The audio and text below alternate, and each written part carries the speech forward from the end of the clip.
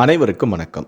உத்தரப்பிரதேச மாநிலம் மீரட் மாவட்டம் பாண்டோரா கிராமத்தை சேர்ந்தவர்தான் அதுல்குமார் பன்வார். வயது 32. இவர் அசினாபூர் ஜே பிளாக் காலனியை சேர்ந்த தாமினி வயது 30 என்ற பெண்ணை காதலித்து கடந்த 2019ஆம் ஆண்டு திருமணம் செய்து கொண்டார். இவர்களுக்கு தற்போது 6 வயதில் ஒரு மகனும் உள்ளான்.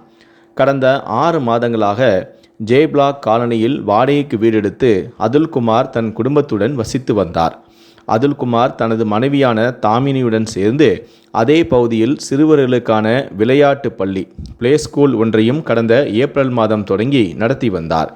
இந்த பள்ளியில் ஹோக்லா கிராமத்தை சேர்ந்த துஷார் என்பவர் பேருந்து ஓட்டுநராக வேலை பார்த்து வந்தார்.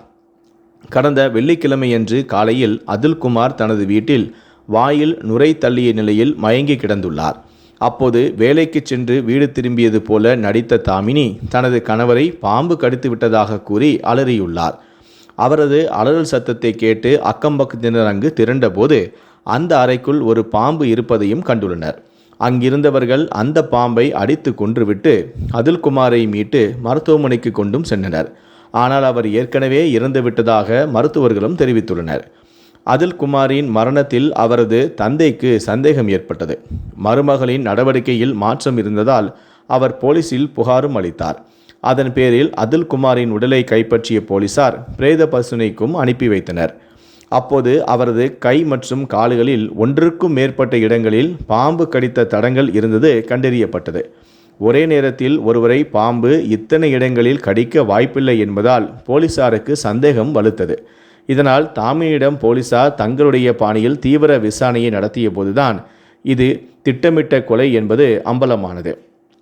தாமினிக்கும் அவர்களது பள்ளி பேருந்து ஓட்டுநராக துஷாருக்கும் இடையே நீண்ட நாட்களாக கள்ள தொடர்பு இருந்துள்ளது. இருவரும் திருமணத்திற்கு முன்பிருந்தே கடந்த 7 ஆண்டுகளாக காதலித்து வந்துள்ளனர். தாமினியின் வற்புறுத்தலின் பேரிலேயே துஷார் அந்த பள்ளியில் வேலைக்கும் சேர்க்கப்பட்டுள்ளார். இதற்கிடையே அதுல்குமார் பெயரில் 20 லட்சம் ரூபாய்க்கு ஆயுள் காப்பீடு லைஃப் இன்சூரன்ஸும் எடுக்கப்பட்டிருந்தது. அவரை தீர்த்து கட்டிவிட்டால் கள்ளக்காதலுக்கு இந்த தடையும் நீங்கும் என்றும் இன்சூரன்ஸ் பணத்தையும் பெற்றுக்கொண்டு சொகுசாக வாழலாம் என இருவரும் சதித்திட்டம் தீட்டினர். சம்பவத்தன்று இரவு தாமினி தனது கணவரான அதுல்குமாருக்கு தூக்க மாத்திரையை கலந்து பாலை கொடுத்திருக்கிறார். அவர் அசந்து தூங்கிய பிறகு காதலன துஷார் உதவியுடன் வீட்டிற்குள் கொண்டு வரப்பட்ட அதிக விஷம் கொண்ட பாம்பை வைத்து அவரை பல இடங்களில் கடிக்கச் செய்துள்ளனர்.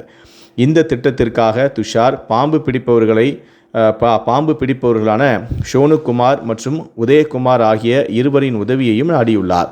துஷாரின் மொபைல் போனை போலீசார் ஆய்வு செய்தபோது பாம்புகள் பெட்டியில் அடைக்கப்பட்டிருக்கும் புகைப்படங்கள் மற்றும் தாமினியுடன் நீண்ட நேரம் பேசியதற்கான ஃபோன் கால்களும் ஆதாரமாக கிடைத்தன. மேலும் திருமணமான துஷார் தனது மனைவியை விவாகரத்து செய்துவிட்டு தாமினியுடன் வாழ திட்டமிட்டிருந்ததும் தெரிய வந்தது.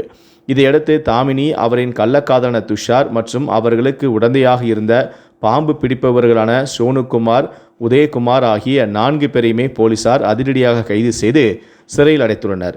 இந்த சம்பவம் அந்த பகுதியில் பெரும் பரபரப்பை ஏற்படுத்தியுள்ளது.